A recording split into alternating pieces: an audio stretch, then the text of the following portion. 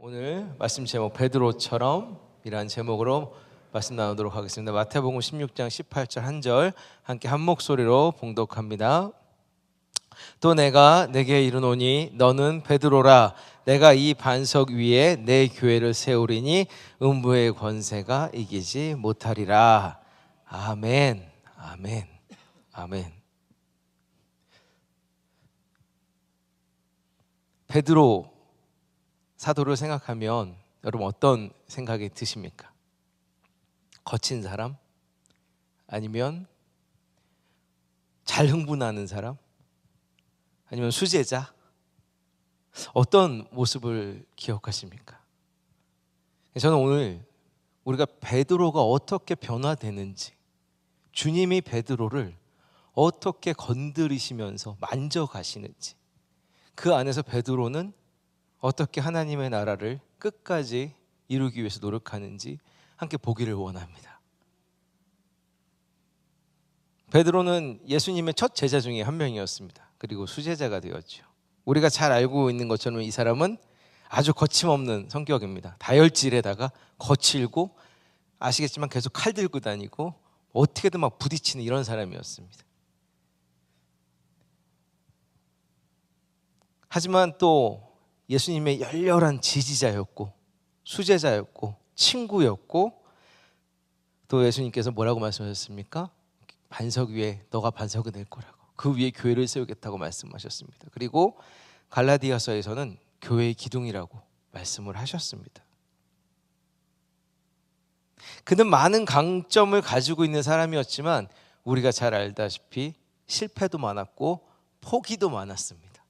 참 우리하고 모습이 너무 비슷한 것 같아요. 그런데 주님께서는 그 베드로를 택하시고 물고기 잡는 어부에서 사람을 낚는 어부로 바꿔주셨습니다. 시몬 베드로는 그 갈릴리 호수라고도 하고 바다라고 하는 그 주변에서 살았지요. 벳세다 출신이고 가버나움이라는 동네에 살았습니다. 다 그 갈릴리 근처입니다. 근데 베드로는 소식을 듣게 됩니다. 예수님의 소식을 듣게 됩니다. 그리고 안드레를 통해서, 자기의 형제 안드레를 통해서 예수님을 만나고 예수님으로부터 이 이름을 듣게 됩니다. 아람어로 게바, 그리고 헬라어로 베드로. 무슨 뜻입니까? 반석이라는 의미입니다. 그리고 예수님께서 공식적으로 베드로를 제자로 부르십니다. 그리고 그 과정에서 베드로는 엄청난 물고기를 잡는 경험을 하게도 됩니다. 그랬을 때, 예수님이 부르셨을 때 우리가 잘 아는 그 베드로의 모습, 바로 순종하고 그냥 따라갑니다. 이때 베드로가 가정이 있었을까요? 네, 있었습니다. 그럼에도 불구하고 예수님의 말씀에 순종하여서 따라갑니다. 나를 따르라고 했을 때 따라갑니다. 그리고 그 후 3년 동안 베드로는 주 예수님의 제자의 길을 가게 됩니다. 네, 말씀에도 많이 기록되어져 있는데 정말 천성적으로 타고난 리더였는지 이 12 제자들 앞에 나서서 리더의 모습을 보여주기도 하고 대변자가 되어주기도 합니다. 그래서 오늘 예수님이 물어보시죠. 사람들이 자꾸 저 사람은 엘리야의 환생이냐 누구냐 말하고 얘기할 때 제자들한테 사람들이 나를 누구라고 얘기하느냐라고 했을 때 이렇게 얘기하죠. 마태복음 16장 16절에서 17절 말씀입니다. 시몬 베드로가 대답하여 이르되 주는 그리스도시요 살아계신 하나님의 아들이시니이다. 예수께서 대답하여 이르시되 바요나 시몬아 내가 복이 있도다. 이를 내게 알게 하니는 혈육이 아니요 하늘에 계신 내 아버지시니라. 처음으로 이 고백을 하는 사람이 베드로라는 것입니다. 살아계신 하나님의 아들이십니다. 그리스도십니다. 그리고 베드로는 어떤 사람입니까? 예수님의 제자 중에서도 야고보, 요한과 함께 완전 예수님과 정말 친밀한 가운데 있던 사람입니다. 그래서 어디에 있었습니까? 마가복음 5장에 보면요, 야이로의 딸, 회당장 야이로의 딸을 살릴 때 이 세 명만이 같이 했습니다. 또 이 세 명만이 같이 했던 곳이 있어요. 어딘지 기억나십니까? 들리는 것 같은데 변화산에 올라갔을 때도, 예수님의 그 황차가 있을 때도 이 세 명이 같이 있었습니다. 그리고 베드로하고 이 중에 또 베드로하고 요한은 마지막 유월절 만찬을 준비하라는 특별한 임무를 예수님으로부터 받기도 합니다. 이렇게 수제자로 살아온 베드로지만 이 베드로는 또 실패도 많이 합니다. 성급한 태도를 보여줍니다. 우리가 잘 알듯이 물 위를 걸으신 예수님을 따라서 물 위를 걷다가 예수님을 바라보지 못하고 순간 밑을 보는 순간 물에 빠져버리는 경험도 했죠. 또 어떤 일을 겪었습니까? 여기가 좋사오니 변화산에서 여기가 좋사오니 초막셋을 지어서 있었으면 좋겠습니다 라고 얘기한 것도 베드로입니다. 그때 예수님이 꾸짖으시죠. 예수님이 원하신 건 무엇입니까? 여기 초막셋 짓는 게 아니라 내려가서 사람들에게 이 주님이 주신 사랑을 전하라는 것이었습니다. 또 무슨 일이 있었습니까? 예수님 잡혀가실 때 칼로 귀를 치는 일도 있었고요. 그래서 예수님께서 그 칼을 칼집에 다시 넣으라고 지시하기도 했습니다. 그리고 제일 우리가 잘 기억하는 거, 주님을 절대 자기가 부인하지 않겠다고 따르겠다고 했지만 하룻밤 사이에 3번을 부인합니다. 이렇게 베드로가 모든 우여곡절을 겪을 때에도 예수님은 베드로를 사랑하셨고요, 신실하게 그를 지도하셨습니다. 그래서 마태복음 16장 18절에서 19절 말씀 다시 한번 보겠습니다. 또 내가 내게 이르노니 너는 베드로라. 내가 이 반석 위에 내 교회를 세우리니 음부의 권세가 이기지 못하리라. 내가 천국 열쇠를 내게 주리니 내가 땅에서 무엇이든지 매면 하늘에서도 매일 것이요 내가 땅에서 무엇이든지 풀면 하늘에서 풀리리라 하시고, 이렇게 말씀하셨습니다. 너는 교회의 반석이 될 거야 라고 선포하시면서, 그리고 이 뒤에는 이제 베드로가 죽을 것까지도, 어디 가서 죽을 것까지도 얘기를 하시죠. 그런 베드로를 주님은 끝까지 포기하지 않으셨습니다. 배신하고 디베랴 호수에 가가지고 이제 도망간 거죠. 아시다시피 예수님 돌아가시고 나서 부활하셨을 때 디베랴 호수에 가서 다시 한번 사람들과 그냥 어부가 되었을 때 예수님이 다시 나타나셨습니다. 그때 우리가 너무나 잘 아는 얘기가 있죠. 함께 그 말씀 보겠습니다. 요한복음 21장 15절에서 18절 말씀입니다. 그들이 조반 먹은 후에 예수께서 시몬 베드로에게 이르시되 요한의 아들 시몬아 내가 이 사람들보다 나를 더 사랑하느냐 하시니 이르되 주님 그러하나이다. 내가 주님을 사랑하는 줄 주님께서 아시나이다. 이르시되 내 어린 양을 먹이라 하시고, 또 두 번째 이르시되 요한의 아들 시몬아 내가 나를 사랑하느냐 하시니 이르되 주님 그러하나이다. 내가 주님을 사랑하는 줄 주님께서 아시나이다. 이르시되 내 양을 치라 하시고, 세 번째 이르시되 요한의 아들 시몬아 내가 나를 사랑하느냐 하시니 주께서 세 번째 내가 나를 사랑하느냐 하심으로 베드로가 근심하여 이르되 주님 모든 것을 아시오매 내가 주님을 사랑하는 줄을 주님께서 아시나이다. 예수께서 이르시되 내 양을 먹이라. 내가 진실로 내게 이르노니 내가 젊어서는 스스로 띠띠고 원하는 곳으로 다녔거니와 늙어서는 내 팔을 벌리리니 남이 내게 띠띠우고 원하지 아니하는 곳으로 데려가리라. 아멘. 그러니까 이 경험이 베드로를 이제 변화시킨 거잖아요. 예수님께서 이제 베드로의 마음을 아시고 그 자기를 부인하고 지금 실패하고 자기를 만나기 어려웠던 그 베드로에게 나타나셔서 조반을 아침을 먹인 후에 이렇게 말씀하신 거 아닙니까? 네가 나를 사랑하느냐? 내 양을 먹이라. 사랑하냐? 내 양을 치라. 내 양을 먹이라. 다시 한번 부탁을 하시죠. 그러면서 베드로에게는 변화가 일어납니다.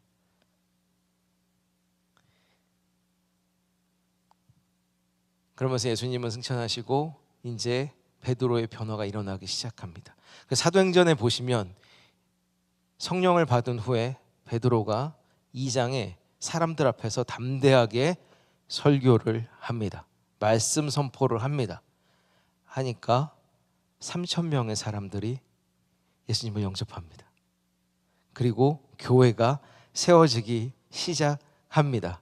그리고 또 기도하러 올라가는 중에 사도행전 3장에서 성벽 미문에 있는 안진뱅이를 세우는 놀라운 역사를 이루게 됩니다. 그리고 또 하나님의 말씀을 선포합니다. 그리고 담대히 선포합니다. 사내들인 성당에서 공회에서도 얘기하고 어디 가나 주님의 말씀을 담대히 선포합니다. 그곳에 따라온 것이 무엇이었습니까? 체포당하는 것, 얻어맞는 것, 그리고 핍박당하는 것이었습니다. 그럼에도 불구하고 이제 베드로는 도망가지 않습니다. 왜냐하면 그의 믿음이 단단해지기 시작했기 때문입니다. 그래서 점점 베드로는 이제 반석으로 자기를 삼는다는 주의 말씀을 깨닫고 변화되기 시작합니다. 방금 말씀드렸던 것처럼 베드로는 사도행전 2장 말씀의 그 선포를 통해서 누구한테 선포했습니까? 유대인들에게 선포했습니다. 그 유대인들에게 말씀을 선포했을 때 그 유대인들이 하나님 앞으로 돌아오는 것들을 보았습니다. 율법을 따라가는 것이 아니라 이 부활신앙을 선포했을 때 이 부활신앙을 듣고 예수님을 따르는, 그 주님을 따르는 사람들이 늘어났다는 것입니다. 그 당시에는 히브리 유대인들은 자신들이 바라보고 있던 것들은 그것이 아니었기 때문입니다. 부활신앙이 없었기 때문입니다. 그런 일을 경험했습니다. 그리고 베드로가 또 경험했던 것이 무엇입니까? 이제 여러 가지 핍박을 통해서 사도행전에 보시면 이제 스데반 집사님 돌아가시고 나서 우리가 잘 아는 이제 도망가기 시작합니다. 사울이 사람들을 엄청나게 잡으러 다닐 때 도망가기 시작합니다. 너무 멀리 도망가다가 이제 빌립 집사가 어디로 갑니까? 빌립 집사가 사마리아로 가죠. 사마리아로 갔을 때 거기서도 복음을 전파되기 시작합니다. 빌립 집사님을 통해서. 그랬을 때 어떤 일이 벌어집니까? 이방인들이 세례를 받는 일들이 일어나기 시작합니다. 그리고 나서 베드로가 그곳을 확인하러 가지요. 예수를 믿는 사람들이 있다고 하니, 그것도 이방인들이 믿는다고 하니 가보는 것입니다. 그리고 그곳에 사마리아인들이 예수를 믿는 것을 보고 성령이 없는 것을 보고 성령을 받으라고 기도해 주기도 합니다. 그러면서 이 사람들이 무슨 얘기입니까? 우리 유대인 외에도 하나님이 이제 말씀을 다른 사람들에게, 인종이 다른 사람들에게, 성격이 다른 사람들에게, 전혀 다른 사람들에게도 복음이 들어갈 수 있다는 것을 점점 경험하기 시작합니다. 그래서 결정적인 일을 경험하게 됐는데, 우리가 잘 아는 백부장 고넬료의 집입니다. 그때 어떻게 됐습니까? 베드로는 그래도 꾸준히 기도하는 사람이었어요. 아까 말씀드린 성전 미문에 갈 때도 기도하러 가는 중이었습니다. 그리고 고넬료의 일이 일어나기 전에도 베드로는 기도하고 있었습니다. 기도하러 지붕 위에 올라갔는데 하나님께 보여주신 게 뭐예요? 환상을 보여주셨는데 막 이상한 것들을 먹으라고 하는 거예요. 율법으로는 도저히 먹으면 안 되는 것이었습니다. 그럴 때 예수님이 환상 속에서 말씀하신 게 뭐였습니까? 먹으라고. 내가 깨끗하다 하는데 왜 너가 이것을 부정하다 하느냐? 먹으라고 얘기합니다. 그러고 나서 고넬료가 보낸 사람들이 베드로를 방문하죠. 그리고 이 로마 사람들조차도 고넬료까지도, 백부장 고넬료까지도, 백부장이 이 고넬료의 가정까지도 복음을 받아들이는 것을 보면서 베드로는 이제 완전히 변화되어집니다. 그리고 예루살렘의 리더로서, 이 예루살렘 교회의 리더로서 많은 일들을 해 나갑니다. 그래서 예루살렘 교회에서 문제가 있었던 적이 있었죠. 어떤 문제가 있었습니까? 이제 히브리파 유대인들과 헬라파 유대인들이 싸우기 시작한 거예요. 왜 싸웠냐면 히브리파 유대인들이 당연히 많죠. 히브리파 유대인들은 이 12사도들과 지금까지 예루살렘에서 교회를 지켰던 사람들입니다. 그럼 헬라파 유대인들은 누구입니까? 바깥에서 온 사람입니다. 쉽게 얘기해서 예전에 구약시대나 언제나 도망가다가 포로로 끌려갔거나 어떤 일로 인해서 예루살렘이 아니라 이제 그리스 문화에, 헬라 문화에 빠져 있던 사람들, 그게 더 익숙했던 사람들이 예루살렘에 와서 교회로 모였는데, 그러니까 문화가 이제 부딪히는 것이죠. 히브리파 유대인들과 헬라파 유대인들이. 그래서 그때 어떤 결정이 내려집니까? 헬라파 유대인들이 피해를 봤다고 얘기를 합니다. 무슨 피해를 봤냐면 우리 헬라파 유대인 과부들이 배려를 못 받는 것 같다라고 사도들에게 항의를 합니다. 그때 결정한 것이 무엇입니까? 그럼 우리 사도들은 이제 뒤로 빠지겠다. 우리는 말씀과 기도에만 힘쓰고 이것들을 7 집사를 세워서 이 교회를 운영하겠다라고 얘기를 합니다. 그리고 여기서 이제 또 성숙이 나오죠. 뭐였습니까? 기억하시는 분도 아시겠지만 이 7 집사는요, 히브리파 유대인들이 아무도 없었습니다. 그 7명이 전부 다 헬라파 유대인들로 채워지는 것입니다. 이 사도들이 얼마나 이제 성숙의 모습이 있는지를, 배려의 모습이 있는지를, 사랑의 모습이 있는지를 우리는 간접적으로 볼 수 있는 것입니다. 이렇게 베드로는 점점 변해갑니다. 그리고 가장 우리에게 교훈이 되는 말씀이 또 있죠.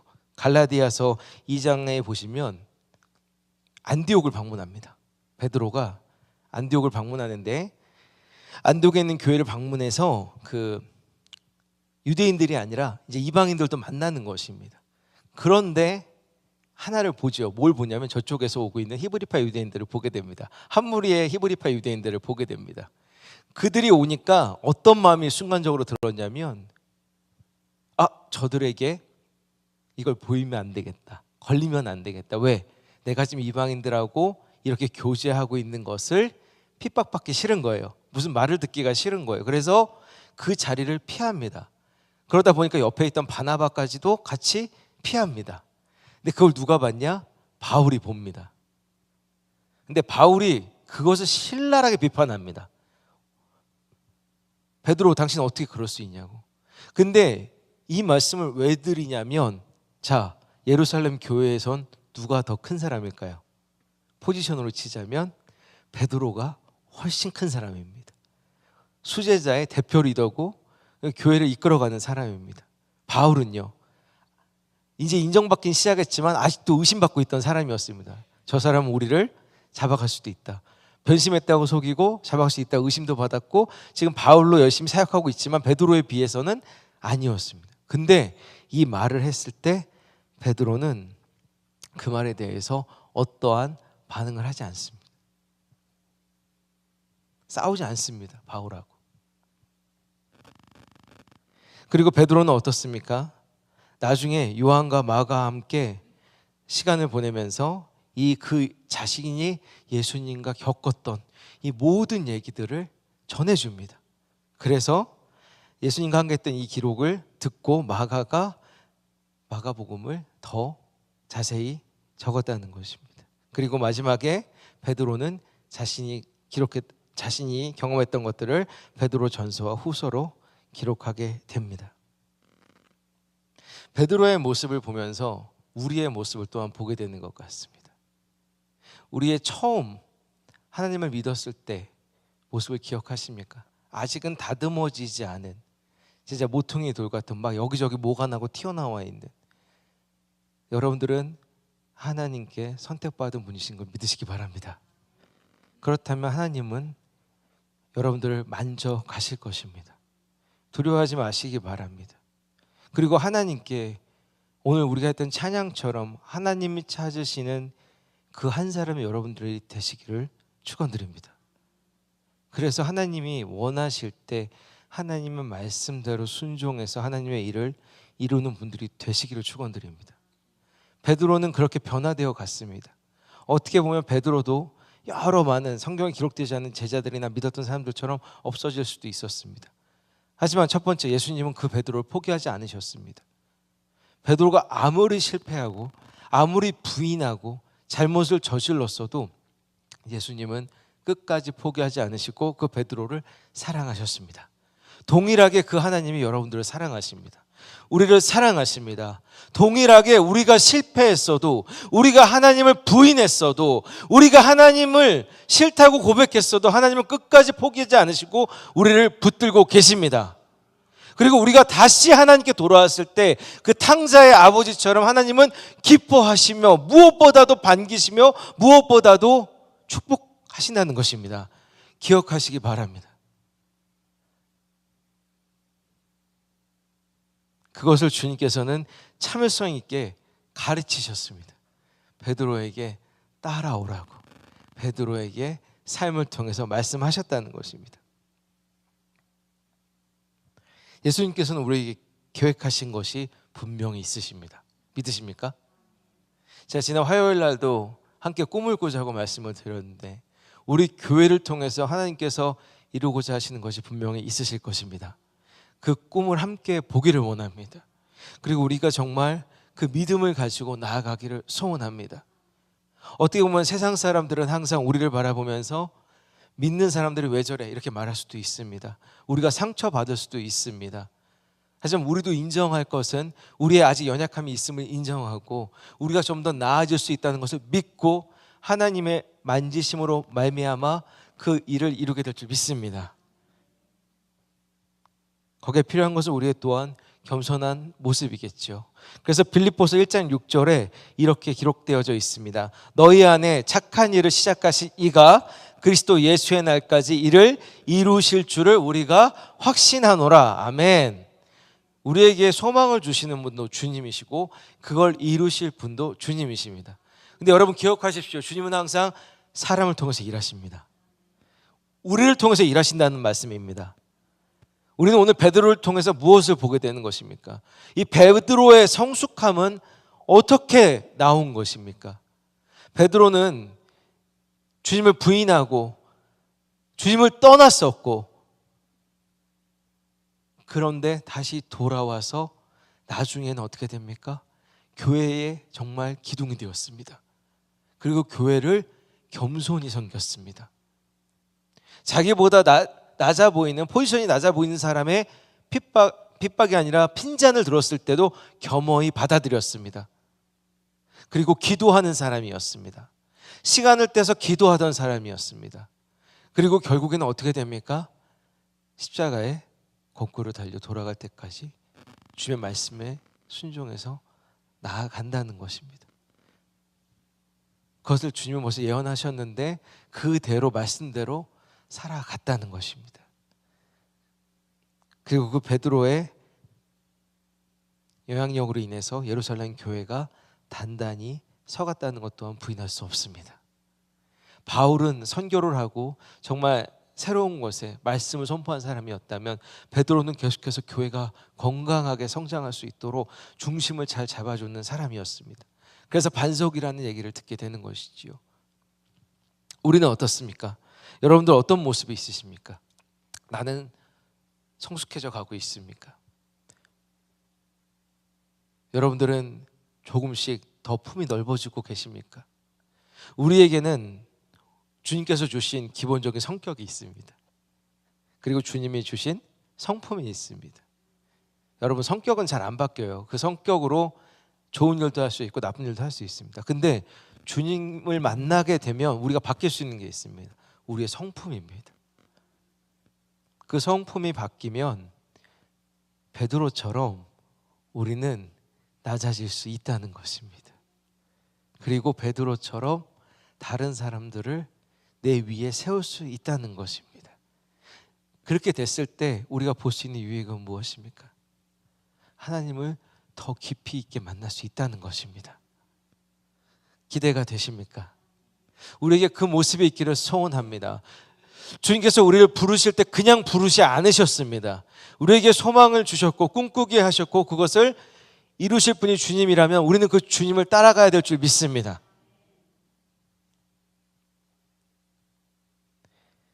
그리고 베드로가 엄청난 지식이 있던 사람은 아닙니다. 그런데 사람들은 무엇을 봤습니까? 베드로가 설교하고 선포할 때 베드로하고 말을 나눈 사람들이 그러면 베드로의 무엇을 보았기에 그의 말을 경청하고 그의 말을 듣고 그의 말에 힘이 있었습니까? 그와 함께 있었던 예수님을 봤기 때문입니다. 실제로도 봤고 그 이후에도 베드로를 통해서 말씀이 전파되어질 때 베드로와 함께 하시는 전에 예수님과 함께 있었던 이 모습을 사람들이 알았기 때문입니다. 여러분 속에 예수님이 승천하시고 나서 우리에게 주신 성령님이 계십니다. 여러분 그 성령님의 만지심을 경험하시기 바랍니다. 그리고 정말 우리가 성숙되어야 될 줄 믿습니다. 정말 머추얼 돼야 될 줄 믿습니다. 또 다른 표현으로 정말 늘려져 스트레치드 아웃 돼야 될 줄 믿습니다. 그래서 믿지 않는 사람들에게 복음을 전달할 때 내 생각과 다를지라도 받아들일 수 있는 관용의 마음, 사랑의 마음, 내가 감당하지 못할 것 같은데 그것을 감당할 수 있는 이유는 주님 때문에. 그리고 함께 싸워나가는 성숙한 크리스찬들, 그 모습 우리 안에 있기를 정말로 소원합니다. 그래서 우리는 무엇을 믿고 나아가야 되겠습니까? 그 주님의 말씀을 보고 말씀을 듣고 말씀을 묵상함으로 말미암아 정말 그 말씀으로 세워지기를 소원합니다. 베드로는 어부였습니다. 어떻게 보면 세상적으로 봤을 때는 정말 뭐 없어 보이는 사람입니다. 학문도 없어 보이고 명예도 없어 보이는 사람입니다. 하지만 초대 교회에서 하나님이 쓰시고자 하시니까 그의 그 마지막에 주님 말씀에 순종함으로 말미암아 교회의 리더로 교회의 기둥이 되는 그런 역사를 경험하게 되었다는 것입니다. 우리의 삶 속에서도 주님께서 일하실 줄 믿습니다. 우리 교회를 통해서 일하실 줄 믿습니다. 여러분들 기도하실 때 우리 안에 불안함이 있을 수 있습니다. 지금 우리 교회도 지금 성전을 건축하면서 여러 가지 생각들이 많이 있고 또 얘기들이 들려오는 것들이 있습니다. 여러분들 흔들리지 않으시기 바랍니다. 우리 교회는 잘 될 것입니다. 우리가 흔들리지 않고 주님만 보고 나아갈 때 주님께서 우리를 분명히 우리 교회를 사용하실 줄 믿습니다. 이 시간 함께 우리 찬양하며 나아가실 때 찬양하시고 기도하실 때 정말 우리에게 허락된 이 어려움들과 시련을 통해서도 하나님 일하실 줄 또한 믿습니다. 그리고 우리가 주님을 믿고 신뢰하며 나아갈 때 하나님께서 우리에게 승리를 주실 줄 믿습니다 하고 고백하며 함께 기도하며 나아갔으면 좋겠습니다.